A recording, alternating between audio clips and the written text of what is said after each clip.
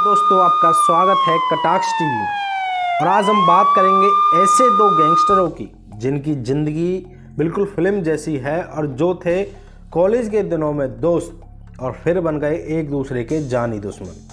जी हाँ, हम बात कर रहे हैं जितेंद्र गोगी और टिल्लू ताजपुरिया की।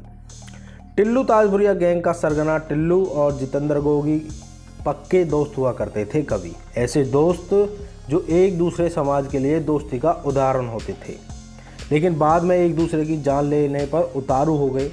दिल्ली के रोहिणी कोर्ट में पिछले साल सितंबर 2021 में हुए शूटआउट ने पूरी राजधानी को हिलाकर रख दिया।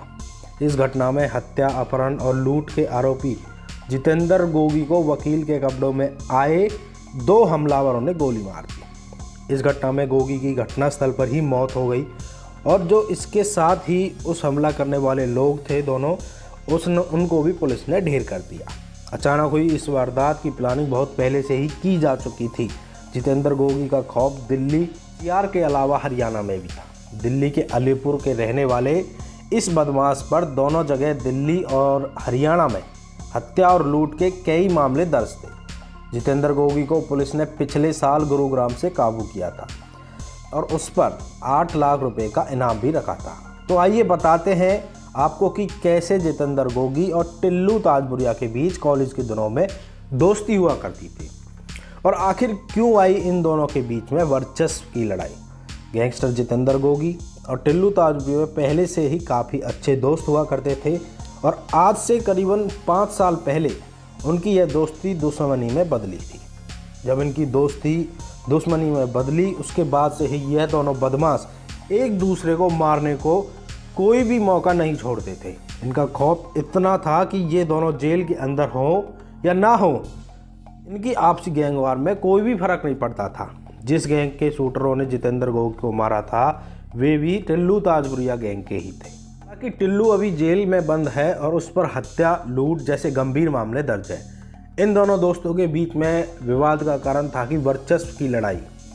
दोनों ही प्रॉपर्टी और रंगदारी के कारण चर्चा में रहे और फिर इनके बीच एक दूसरे के काम में दखल होने की कारण दुश्मनी शुरू हो गई। इसके बाद से ही ये लोग हर समय एक दूसरे को मारने की कोशिश करते रहते थे और पिछले कुछ सालों में करीबन 20 से अधिक इनके बीच में गैंगवार भी हो चुकी थी। इन गैंगवारों में दर्जनों से अधिक बदमाशों की मौत भी हुई थी, लेकिन बताया जाता है कि टिल्लू ताजपुरिया के खास रहे राजू की हत्या के बाद ये दुश्मनी और अधिक हो गई। उसी समय से टिल्लू ताजपुरिया गैंग के लोग गोगी को जान से मारने की कोशिश में लग गए। जितेंद्र गोगी का नाम हरियाणा की गायिका की हत्या में भी काफ़ी चर्चाओं में रहा। अक्टूबर 2017 में सोनीपत के गांव नाहरा निवासी हरियाणवी गायिका और डांसर हर्षिता दहिया की तंत्र नगर नरेला और दिल्ली चमराना के बीच गोली मारकर हत्या कर दी गई। हर्षिता दहिया एक कार्यक्रम से अपने ड्राइवर व अपने 2 अन्य सहयोगियों के साथ वापस जा रही थी और जैसे ही उसकी कार चमराड़ा गांव के काकोदा की तरफ चली तो पीछे से काले रंग की फोर्ड फिगो गाड़ी के आगे आई और हर्षिता दहिया की गाड़ी के आगे अड़ा दी और मौका वारदात पर हर्षिता दहिया की मौत हो गई। 19 फरवरी 2020 में गोगी और उसके साथियों ने टिल्लू गैंग के साथ देने के शक में पवन और अंचल ठाकुर पर ताबड़तोड़ फायरिंग कर दी थी। अंचल ठाकुर को 26 गोलियां मारी गई। उसने मौके पर ही दम तोड़ दिया था और बताया जाता है कि गोगी अपनी गैंग में ज़्यादातर युवाओं को भर्ती किया करता था और जितेंद्र गोगी ने अपने साथियों के साथ ईस्ट दिल्ली के GTV अस्पताल से पुलिस की हिरासत से अपने साथी कुलदीप फज्जा को भगा लिया था। हालांकि उसके बाद में कुलदीप फज्जा पुलिस ने एनकाउंटर कर दिया था। और अगर दोस्तों आप कुलदीप फज्जा और उसके एनकाउंटर की कहानी सुनना चाहते हैं तो कमेंट अवश्य करें। मिलते हैं अगली कहानी में।